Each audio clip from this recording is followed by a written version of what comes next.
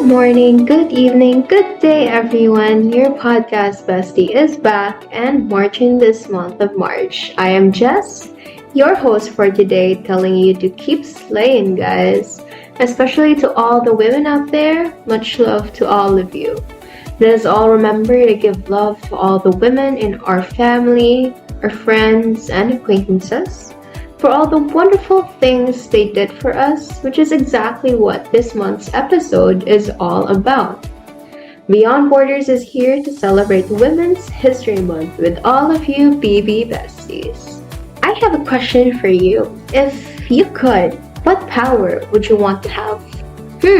I grew up wanting the power to fly, but some probably want the power of having photographic memory, right? So they don't have to study. Flying for me was a great way to, avoid the traffic and not worry about commuting. And maybe some also want to time travel. I think it's a really common power that people want to have. The power to time travel. The power to control mind, telepathy, whatever. But since it's March, that's not exactly the type of power that I had in mind. You want to know what? Well, I was actually referring to another incredibly important kind of power. It's none other than women empowerment. Why? Because we are now living in a time where women are finally being recognized for their incredible achievements. But I think that there's still more work that can and should be done. Because this topic is something that affects all of us, regardless of our gender. Guy, girl, or whatever you associate yourself with. And yeah, it's completely relevant. That's why I'm super excited to talk more about this with our guest for today. And I did hear that our guest for today is a slay and empowered woman. With that said, let me just introduce her real quick. So our guest for this month is an empowered woman who is an expert in her own field and wishes to inspire other girls to pursue their passions.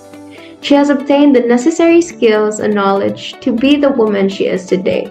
From her extensive academic background as a hospitality and business management student, hands-on experience from her professional career as an entrepreneur, and holistic development from her professional or phenomenal affiliations in various organizations. It brings me great joy and pride to welcome our guest for this month, none other than Miss Anna May Maglasang. So because I'm super excited, I want to get the ball rolling. So I'd like to ask Miss Anna, for you, Miss Anna, what makes a woman empowered? And how do you personally identify yourself as an empowered woman? An empowered woman is someone who believes in what she thinks is right, who is fearless, and who doesn't doubt herself. Yeah, that was really clear and a concise definition of what makes an empowered woman. So now, based on your understanding of what women empowerment is, who would you consider to be an influential icon or role model that made you the woman you are today, the empowered woman that you are today? My icon behind the representation of female empowerment is Encarnacion Alzon. She's the first Filipina historian and the first Filipina to obtain a doctorate degree.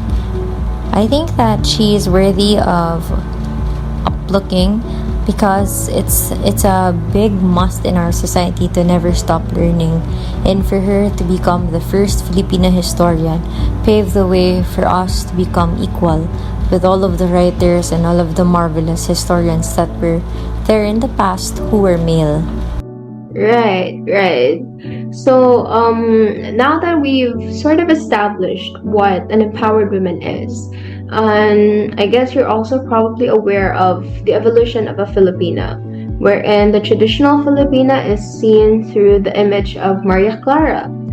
And when we talk about Maria Clara, it's referring to someone who is fragile and needs to be taken care of. Or in a simpler manner, needing a man, needing the care of a man. While there's also another term that's pretty common these days, which is a modern Filipina. So a modern Filipina is described as someone who is not defined by society, also knows her value, her worth, and is independent. So that's kind of contradicting to, or that's pretty much kind of like the opposite of the image of Maria Clara. So with this, do you think that you have evolved from being a traditional Filipina to a modern Filipina, or did you already identify yourself as one over the other? Yeah, I really do wish, or yeah, I do want to hear you sharing to us how you've reached to this conclusion, based on the questions that I asked just a couple seconds ago. For me, it's not really more of transitioning from being a traditional Maria Clara or someone who is fragile and someone who is being so independent. It's more of having the right balance of both. It would also be too pretentious for me to say that I will never need someone to take care of me or I'll never seek refuge in others. It's more of really just having the right mix of when to be fragile and when to stand up for yourself. Okay. That was actually a really slay answer, Miss Anna. And the way that you were able to describe a modern Filipino was almost as if you were actually describing yourself, which manifests in what you have been doing the past couple of years and how you've sort of empowered yourself to become a modern Filipina, as they say. So with that said, we know that you're already an expert in your own field as a female entrepreneur and a leader. However, there's also given challenges that are inevitable when you are trying to pursue your passion. So with that, maybe you can share with us some of the challenges you may have possibly faced and how you overcame these as an empowered woman or as an empowered Filipina. So in relation to my answer in question number 3, being a woman who is trying to put yourself out there to be very independent and to make yourself better than anyone is a big challenge in itself. So I think one of the most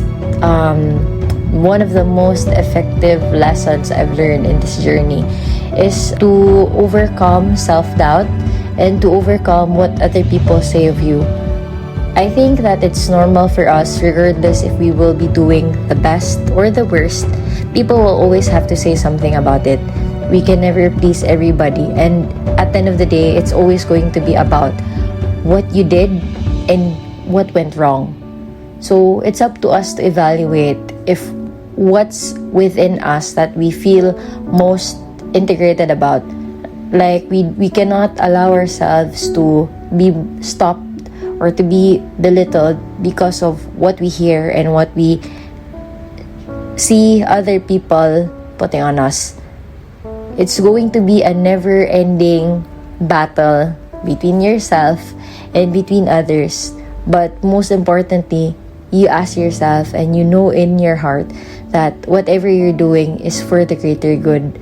When you believe in it, you will always overcome everything that comes. To add to my answer in question number 4, I've overcome these challenges by just putting on a game face or be a poker face.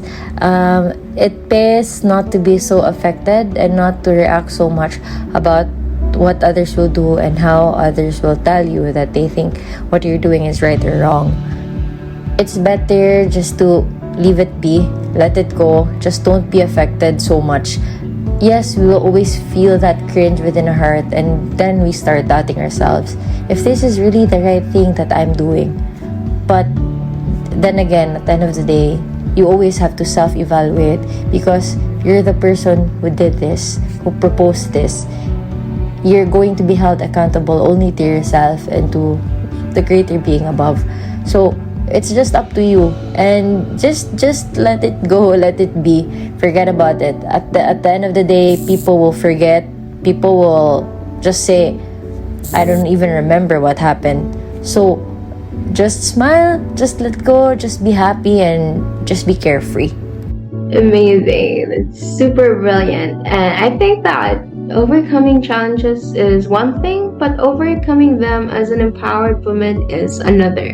So thank you so much for sharing, Miss Anna. I know that it probably wasn't easy to share it, or you may have preferred to just keep it on the low, but thank you so much for opening up and letting us know what challenges you have to encounter to be as empowered as you are today. So with that said, maybe we can ask for an advice from you, or maybe you could share just a couple of words of wisdom, as they say, to all the fellow women out there listening into our podcast.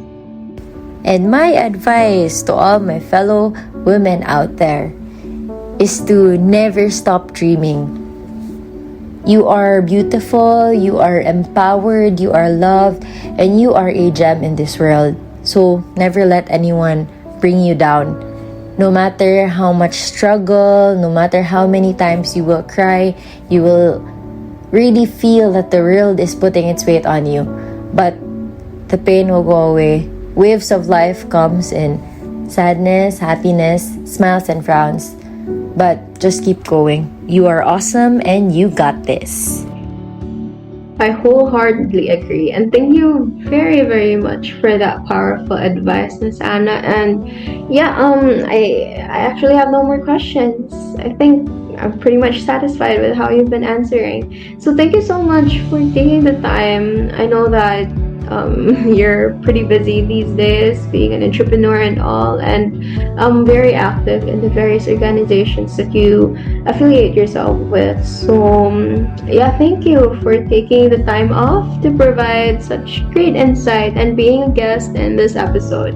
So everyone who's listening, please, let's all give our thanks to Miss Anna for being here and sharing with us. And yeah, that wraps up the interview. Thank you. And now, it's time for us to celebrate our March babies and our February babies too, for twice the fun for us to celebrate. So happy birthday to our February babies.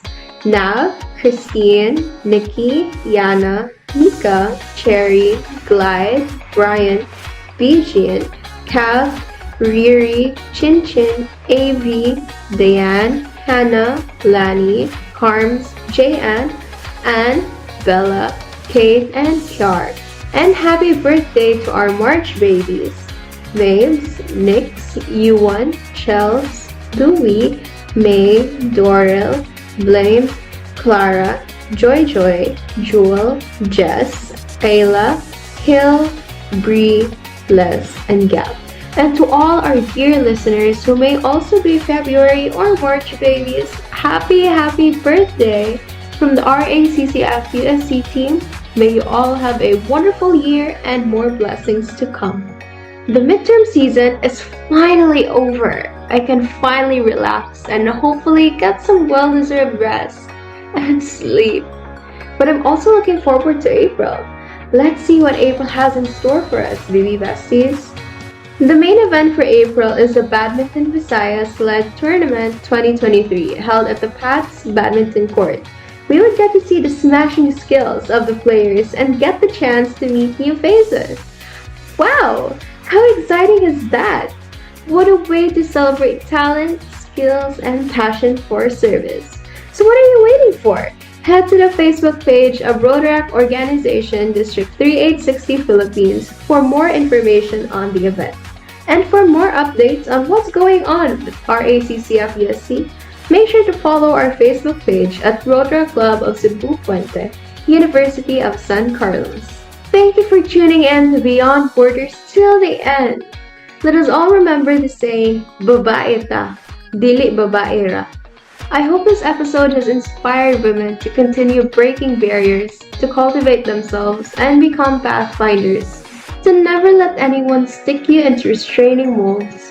And to our allies, thank you so much for standing by our side through thick and thin. As always, don't forget to like and follow the Rotaract Club of 𝒂𝒃𝒂𝒆, University of San Carlos on Facebook, at RACCFUSC on Instagram and RACCFUSC on YouTube, BB Besties. I'm your host, Jess, and I am signing off. See you next episode, BB Besties.